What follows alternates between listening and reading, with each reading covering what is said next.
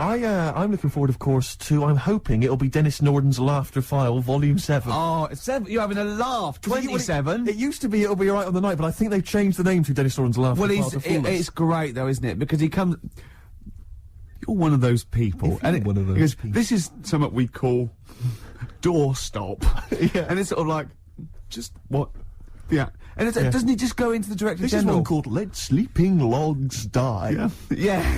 It's just, oh, God. But what I don't understand is why no one has said to him, or why hasn't he watched that TV? Why hasn't he, at Christmas, right, he's gone home with the family, he's gone, come on everyone, let's watch my show, and he's watched it. It's and Laughter File 27 with Dennis Norton. That's me. The family must have been faking laughter, and why is he not turning and gone, why did no one tell me then? Crap. Why doesn't he go to Greg Dyke and go, or whatever it's on? Well, it's ITV, isn't it? Yeah. What is it? Oh, what was that then? ITV Task is Paymasters, I don't know, they change every week, don't they? But That's why we don't work with them. Just watched me on that Laughter File 27. It's rubbish, isn't it? And they go, yeah. I go, well, why didn't you tell us? Well, we thought it would kill you, to be quite honest. But why didn't you let my son take over or something? Well, Dennis, he's 84. How old am I then? Well, we don't know. We've had you carbon dated, but it's off the scale. But why'd you let me carry that stupid file? Are you reading this now, Dennis? Oh, I can't remember what I got to say. Well, don't read it. Just speak normally. 2 coffees, please, waiter. No, this is what we call talking to the Director General. Stop it! But I can't wait for that. Yeah, and there is two. Can I just say one? Who's in the audience of Dennis Norton?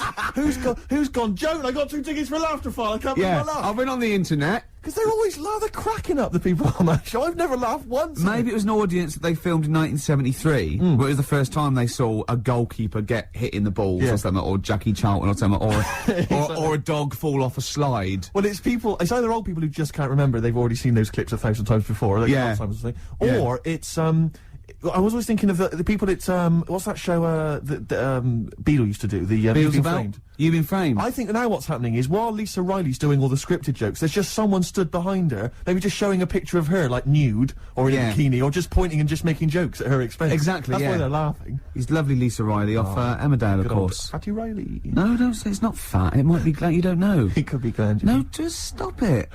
You can't say that. I don't know, I've gone a bit crazy, I've just gone No, a bit wild. but what if she's listening to this and she gets an eating disorder or something, or, you know, becomes bulimic, because she's probably at home binging now. I know. She's leaving out the vomit and she can't get her fat fingers in her mouth. I do want to trial this new film quiz we've got, because it's, I mean, I'm excited. I think it's the best competition we've come up with, to be quite honest. I mean, Karl, you agree, don't you? It's alright, yeah. Yeah, it's a film-based quiz. Right. We'll play you a clip from a classic film. I can tell you the film we're going to play. It's The Sixth Sense. Right. And there'll be a question afterwards, and you can win The Sixth Sense. On DVD? Yeah. Not the ability to sort of tell when someone's behind you, but just the film. You know. Do you believe in sort of like extrasensory sort of perception and stuff, Karl? Ghosts and that? Yeah. Yeah. Of course you do. Not ghosts, no, the fact that people maybe can sense, you know, beings. There was a woman in on the Christian's breakfast show, right? Yeah. Blind woman. Right. Clairvoyant. Is that her name? Forgot. But she was a bit useless. She's a bit useless. I'm always worried about what's going to come out of Karl's mouth. Yeah, I'm worried what you mean. What? Do you know what I mean? She's a bit rubbish at being a clairvoyant. Yeah. Right. I mean, I think if you're not that good at something, don't go on the radio and do it. Karl, you better leave. So, what, sorry. Well, she was saying, so what was the relevance of her being, blind? What was that for? What did you tell me? I just thought it was a bit weird. I think she was using that because the fact that she can't see living people, but she can contact the dead ones. Yeah. I'm so sorry, this is XFM 104.9. Once again, Karl's opinions do not necessarily reflect those of any human being. Any other person alive today. Sorry, Karl, so how did she demonstrate her clairvoyance, and why was it not very convincing? She was sat in the chair you're at, right? And people called up and said... I sensed that. Weird. They called up and they said, right, can you have a word with me gran? Yeah. And she goes, yeah, she's dead, isn't she? And it's like, yeah. He goes, ooh, and everyone's like, ooh, she knows her stuff. It was 50-50 to be fair. Yeah, and especially with a gran, because the person sounded about 35, so the chances are they haven't got a gran anymore. Yeah. And it was just unless it's the fellas from Busted, because they, in the year 3000, they've only got to a great-great-granddaughter, and that's 1,000 years, so presumably, you know, they can live a lot longer. Yeah. I just wasn't convinced anyway. I don't want to diss her because, you know, she came in and she did her stuff, and if people believe in it, I'm not going to put it down, but it just was a little bit You odd. believe in it? You just think she didn't have the real power, as opposed to it being rubbish. No, whatever. But yeah, I don't know what we were talking about there. So we've got the film thing going. I don't know what we were talking about. Film. Now time for one of our regular features. Monkey news. Do the jingle. Oh, chimpanzee that monkey news. Right, what we're doing here is just giving you a bit of monkey news that's gone on, right? Where a monkey's been involved in it. Good little story in that. Yeah. Are you familiar with the one that went into space? The first sort of thing they ever sent up there before man did it and all that. You see, this is what annoys me with it really. Armstrong gets all the glory, but do you know who went up there before him? A monkey. Yeah. Yeah. Dog went up first. But what was the monkey called? I don't know. No, sure, okay. So it's not the most informed news bulletin. The dog was called Laika. Was it? Yeah, they couldn't get it back there. They sent it up there, did a few tests and stuff, and they couldn't get it back. They weren't prepared to bring the capsule back yet. Brilliant. We could all do that. So is that a good mission?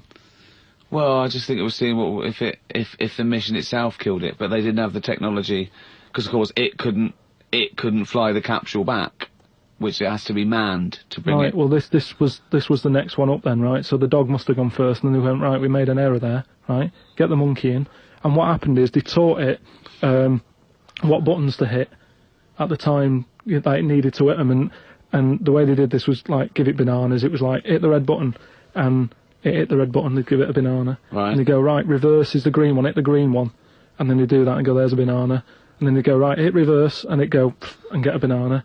Hit the red, so it was taking commands on like headphones. Right, but how were they Is giving that it how the you learn banana? to do radio? How were they giving it the banana? What do you mean? No, Well- this is before it went. You wouldn't Alright. just go and put a monkey in it and go, there you go, get on with it. They sort of put him in one of them capsules that you get, Yeah. and they were on headphones. I don't believe this happened. Well, I'm telling you the story now. So the monkey I don't sat... think they trained it to do anything. I think they sent it up there and he put electrodes coming out of it to No, see what. It wasn't any of that. They did a thing like they do, like they can with animals. If you give something, like a treat, you can teach it how to do it. It's just like a dog, isn't it? It's called Pavlovian conditioning. However, that was to see if it would salivate or go over to a particular corner, not if it could control a spacecraft. Next one up. It's the next one up. As far as the monkey's not sat there going, oh, I'm a bit under pressure here, it's a rocket. All that's knowing is, I'm getting a banana if I hit that button.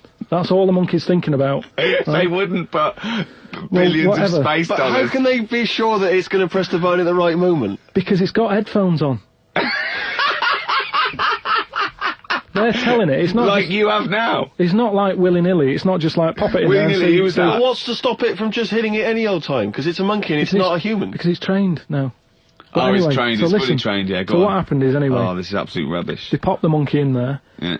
He's got his headphones on. They go in, right, hit the green one. And I think there's something there that a little banana comes out to keep the same. No, you're making this up. I'm not. It's the same. There's no way that they made a Right, so spacecraft they can- that had a banana dispenser. Right, There's so- no way in this world that they made a spacecraft that could go into outer space, right? So what- so manned you're- by a you're- monkey with a banana dispenser. So you're saying that it's easy to send something up to space, but you don't believe there's a little banana machine? Right, okay, so in your world, there's a monkey and it's been conditioned and there's a So- little monkey dispenser, Banana. monkey dispenser or a banana dispenser? Right? So it comes to the launch day, monkeys sat in there, everyone's ready, bananas are stocked up and all the rest of it. They go, right, hit the green button.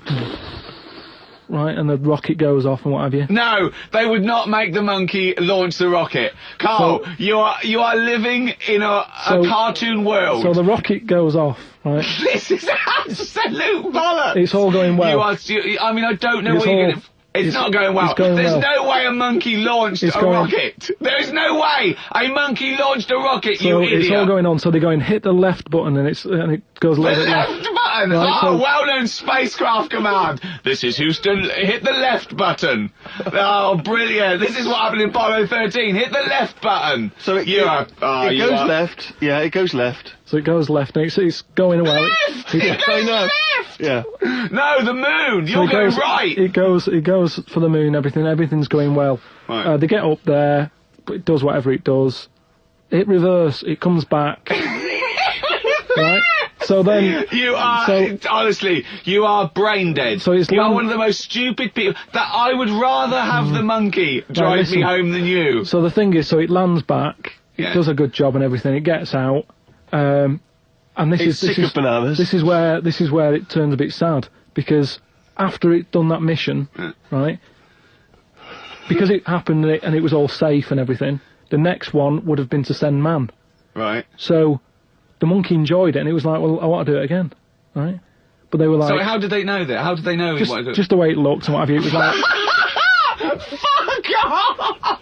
Just the way it looked. You are a maniac. so the thing is though, right? So after it had done that, it was on such a high, right? Yeah. It could never get that high again. Turn to drugs. There was nothing that it could do. Went on tour, did it? It sort of ended up killing itself.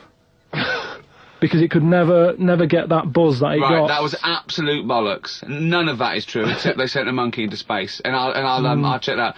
Absolute drivel. So in your mind, it committed suicide. It went on a crazy bender, drinking drugs and women. And like then, it does happen. You and then hear it was about found it. in You a hear about motel it. room. Karl, if you could have a superpower like Superman, what would your superpower be? Can I suggest consciousness? Yeah. Can I have the power of thought? Remember, you've already got opposable thumbs. So cross that one off the list. Oh, go on, Karl. There are so many to choose from. Telepathy, X-ray vision. Flight, invisibility, Choose it wisely. strength, intelligence. But why have I been picked? Oh, for God's sake! No, but I'm just saying. It's Rob's question for No, you. but I'd just say, does anyone else want this? Or, do you know what I mean? Oh, No, what do you wish you no, could do that's no, impossible is because- the question, no, or because- out of, what? What do you mean? Because with that comes a responsibility. is what With I'm enormous power does come great responsibility. So, would you like spidey senses? Is that what you're saying? saying. Would you like some senses? Would you like some sense? The power of sense? Come on, Karl. You know what these superheroes because they can. I know, but They it can always freeze things, They're never they- happy, are they? Do you know what I mean? Spider-Man that wanted to tell that girl that he could climb walls and that. He's like, I can't. Superman didn't never tell Lewis and that. It's Lewis. Who's Lewis? Lewis. Who's Lewis? It's just a pen pal of Superman. Lewis, his little secret chum. Yeah. All right, Superman. Hello, Lewis. What are you doing? Superman. Who are you? I can't tell you, Lewis. Brilliant. You know, Hulk. He wasn't happy. So But you're being allowed to choose the superpower. You don't have to get it forced upon you like the Hulk. Hulk, he wasn't happy. It's true. He's got a theme. True. He has got a theme. There's not many happy superheroes, are But there? leaving aside the superheroes you're already aware of, Yeah. what superpower do you want? You don't have to fight crime with it, Karl. Everyone around the world now is thinking, what can Karl choose? Let's deliver it to him now, Karl. Think about it and give us the answer, please. Let me just remind you of some of the other things. Invisibility. all the time though, or can I sort of turn that on and off? Let's say you could turn it on and off. Would that interest you? Yeah. I'll have that. Right. Okay, and what would you do with this power of invisibility? Just sort of wander about and that, just not get seen. It's a brilliant power! It's a brilliant... And it's put to such brilliant use! It's brilliant! Well done! And why would you want to walk around and not be seen in that? What would you gain from that? Don't know, you could sort of go in shops when they shut, so you don't have to go. How would you get crowds. in? Just get in just before they lock up. Oh, yeah! How would you get out? Wait till the morning. Brilliant. So hang on. So that's your use of invisibility. They found the power of invisibility. You want to sneak into... Never mind. No, hang on. You want to sneak into HMV, right? Wait for 12 hours and then buy something. Ah, I love it. Just so that you don't have to be in there with other people. Do you know what? I don't want it. I don't want a power. Why not? Because I just don't think it'll do me any good. I think it's more of a hindrance. I I love this. It's like, just think of his presents. We've given you a goat, a trip into space, and the chance to be invisible. Not happy with any of them. Yeah, what he wants is a voucher for HMV. Yeah. He just wants some tokens for a record shop. Carl, have you heard the big news?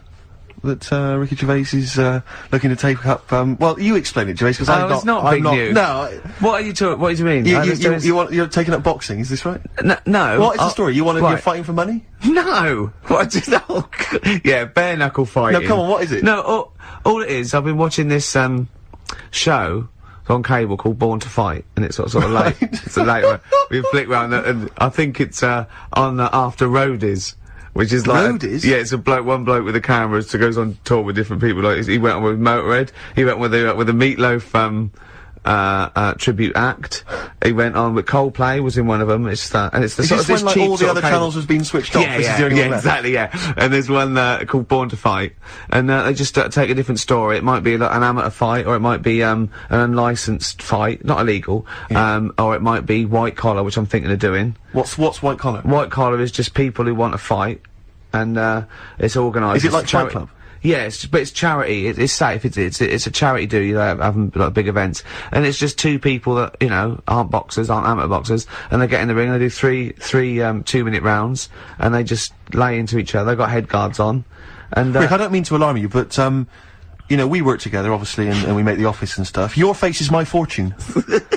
I can't have that it must be a bit of a worry for you. It is. I'm not going to say. Well, your heart as well is also a concern. Yeah. And you're eating and stuff. But so, when I said I was going to get fit, you go, no, Gervais, you're only funny because you're fat. No, I agree. This is true, but I'm saying there's a difference between being fit. Yeah. And I would say, for instance, don't eat kind of cheese and bacon, on their own all day. Or for breakfast. So what I'm saying is there's a difference between exercising and then having your face beaten in. And what I'm saying is that I just don't think it's a good idea. But I might win. No, I don't. That's irrelevant. You're still going to take a couple of blows to the face. And the point is this, Rick: you're not going to win. Why? Because you are delusional. You think that you are probably the world's greatest boxer. I know. Ever since I've known you, you seem to think that it's the case because you've watched all the Rocky films. And you think that's fair enough, that seems straightforward enough. But look at your physique, you've got some upper body strength, but, you've also got some lower belly strength as well, I noticed.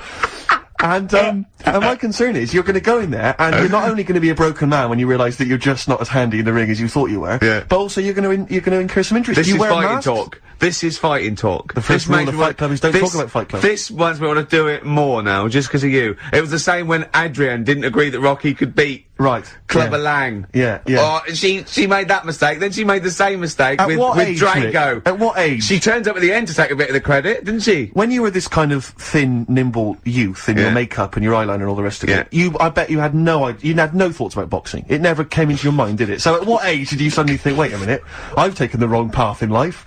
I could have been the world heavyweight. I don't think I could. When have you suddenly decided that you can suddenly be a bit street tough? I don't understand why this has suddenly come about in. Well, I'm not putting out a shout, am I, to fight people? It's not like Noel Gallagher and Robbie Williams. But you've got to find someone else presumably to fight with. Yeah, but it'd probably be a businessman who wants to fight. Right.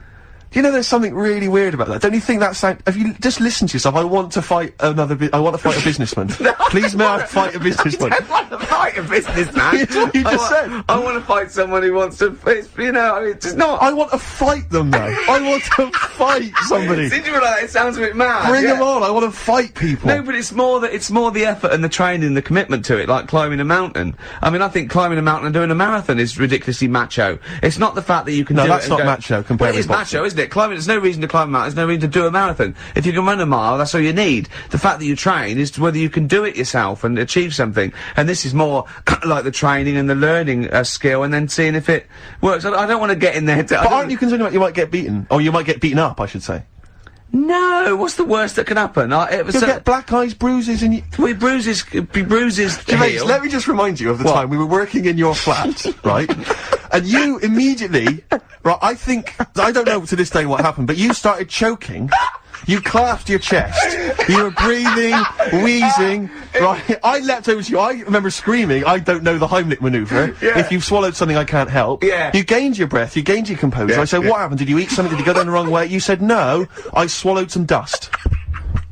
I swallowed some dust. You breathed some dust in that was in the air. There was some dust in the air. You breathed that in. It knocked you out for 2 days.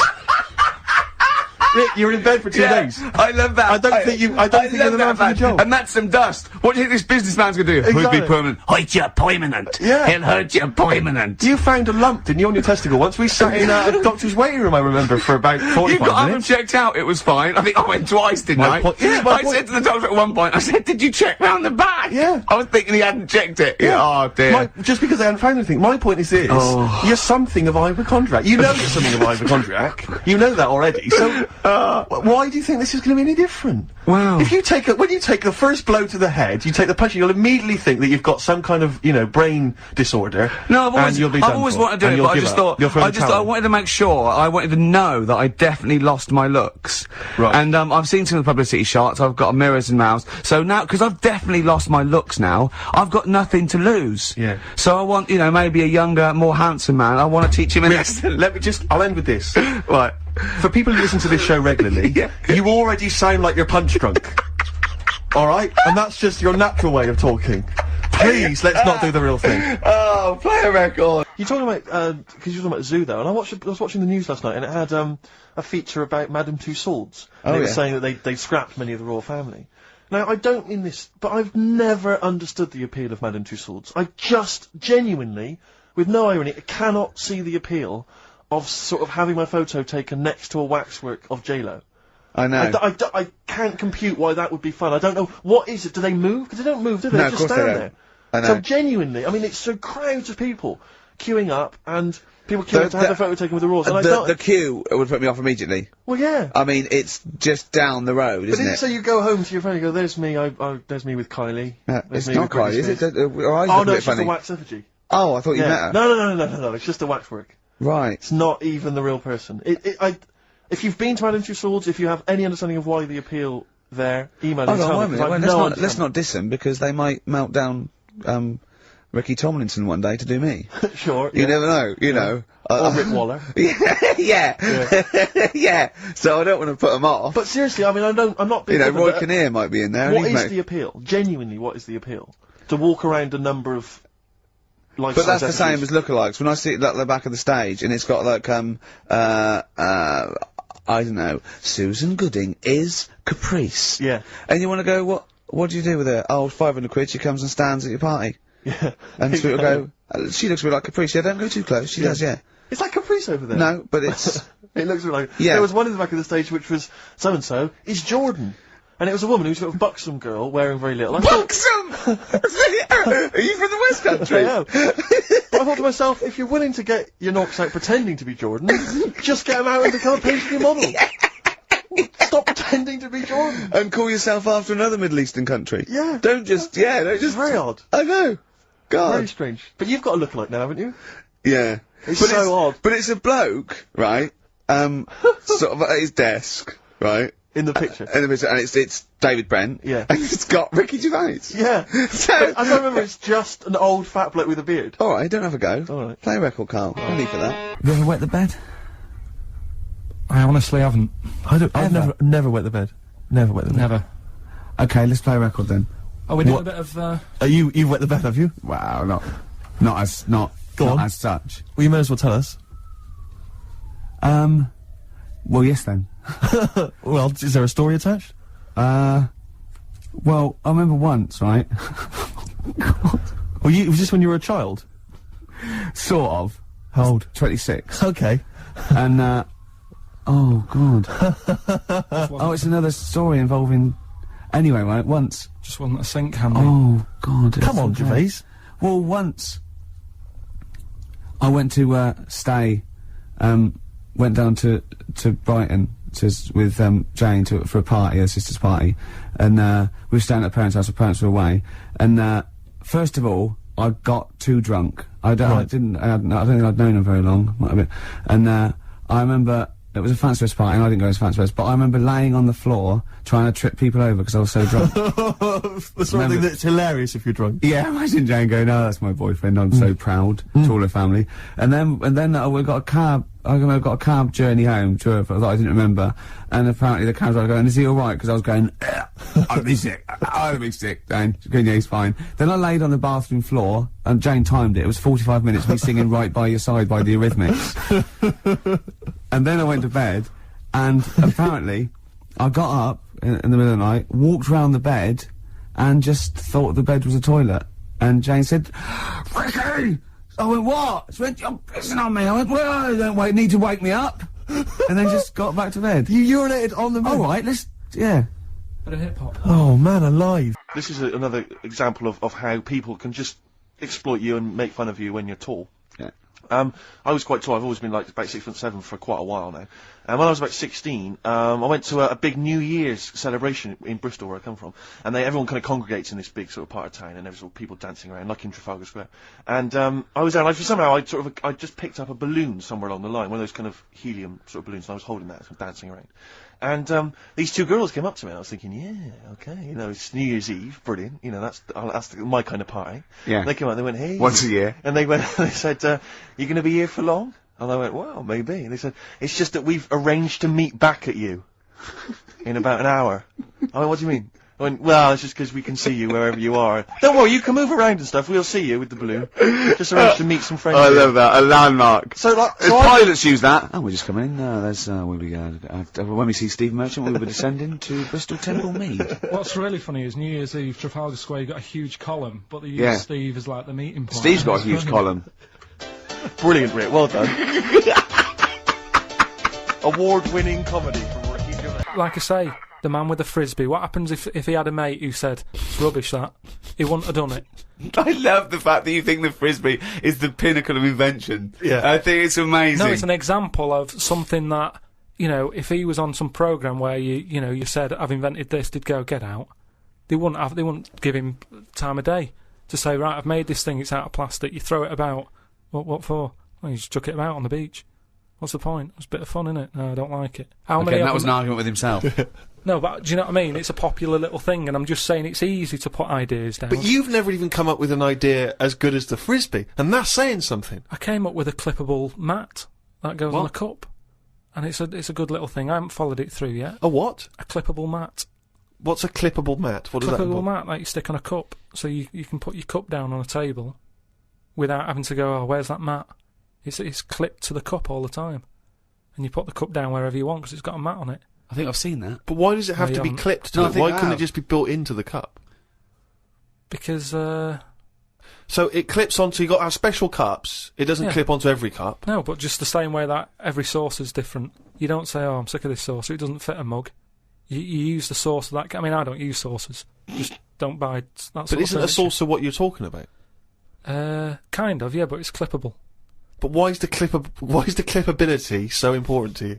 So you don't have to keep finding the mat when you put the cup down. It's constantly clipped to the cup. But why does it have to be clippable? Because that suggests it's removable. Why not just have something where it's constantly attached? What's to stop you from losing that in much the same way as you lose the coasters? Do we need this? Do we need a clippable coaster? But let's ask him like it's the Dragon's Den. Let's ask him now. What? We've got money to invest on your clippable cup. Now What's your pitch problem? this idea to us. How would you sell this idea to us? You just said, what was your question then? Brilliant. So you're not listening. Let's start again. I am. Okay, imagine you've walked in. What is it for? What is it for? Is it a coaster to stop the heat from the cup burning the varnish? Rick, let him explain it. Or is it a saucer to stop Well, look spills? at it. Let's have you pitch this idea to us. Just you've never met us before. We're investors. Tell us, explain this to us. Sell it to us. Right. We're living in a world where furniture is important to people. They spend a lot of money on it, don't they? Furniture. There's so many furniture shops out there. Yeah. All different types of wood from all over the world. Absolutely. Yeah. Right. If something's come from the Amazon, you don't want a coffee stain on it. No, you don't know. Right. But we're living in a world as well where people don't use saucers. What do you mean when they you don't? when you go out and buy, because people. What do you mean we live in a world where they don't use saucers? Yeah, there's loads of saucers. Yeah. Because I know people who buy cups singly. Right. Because there's only 2 people living in a flat, so you don't buy a big box, because in a big box of like plates and that, you get things like, what's the plate that's above a saucer but below a plate? The plate that's above a saucer but below a plate. So it's a plate, but it's below a plate. But it's a size that you sort of go, what am I doing with this? So, what would it be? A side plate? Maybe, but A plate that you'd have alongside your regular dinner plate, right? Maybe you put a bread roll on or something in a restaurant. Maybe, Yeah, okay. but you What's don't your need point? What do you No, mean? there's a- this is fascinating to me. Because this What- is his best attempt now to try Okay. and attract investment. do you know where your mats are at home? I haven't got mats. Don't use them Why not? because it doesn't bother me. I haven't got any highly polished furniture from the Amazon. Right, Steve, have you got any sort of... I've got some coasters and I use the coasters. And do you know where they are when you need one? Well, yes, because they're always at the place where I would normally put down a mug of hot tea, i.e. Yeah. on a table or a coffee table. Right, now, do I you keep find... if I had a highly polished table from the Amazon, I'd keep my coasters on it. Yeah, but what I'm saying now is, what happens if you get up with your cup of tea, you're a busy man, right? This is Yeah. what I'm saying, we're living in a world where people are busier than ever. Go on. Not everybody can sit down and enjoy a cup of tea sat in the same place. Right. You get up and you might move into another room. You haven't got a polished table in there from the Amazon, so it doesn't No, matter. but you might be working on another expensive table Oh, fine. We'll have a coaster there that as has well. a then. computer on. My question is this. One, does it fit all mugs? Or do I have to buy a special mug to have this special Well, bit we attached? can work it whatever way you want. We can either look at the standard size mug and say, let's appeal to everyone, or we can get in touch with some mug company, How is it clipped? just like little plastic clips that clip onto it, Yeah. and then you clip it off and you clean it. They're dishwasher proof, by the way. They don't need that But at all. why can't you just make a mug that has something built built in the in. base of the mug to prevent it from making the mark? No, I don't Because it's need only that. the heat that makes the mark, isn't it, really? I just want to say now, that's a pointless idea, and I'm out. Right, but what about the idea that you've just suggested then, with the mug with the saucer built in? Yeah. What about will we do that together? But that's not your idea, that's my idea. Yeah, but without my idea, you wouldn't have had that. Well, but that's absurd. We're having a conversation, I've come up with an idea, now I've got the money. do you I've want- got the money, do you and want I'm him- going to go off with that idea. Yeah, you haven't painted it anyway, and it's a rubbish idea, and you couldn't It's not paint it. rubbish, because I've just thought as well, that'll be good for putting biscuits on the side as well.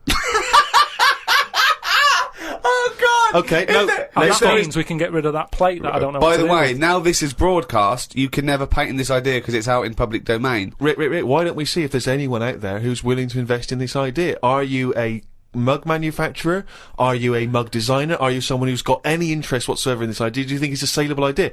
And more importantly, would it be not great to have a picture of Karl's face on the mat? Because it's perfectly round. Perfectly round. As well, and you'd scold him every time Yeah. you, So there'd be a certain satisfaction in that. Yeah, well, if Peter Jones is listening, or that Ballantyne fella, or, what's his name? Any of the big investors on that show, or indeed yeah. any investors anywhere, podcast@rickygervais.com. Get in touch. Tell us how we can move forward with this brilliant new idea. Pathetic.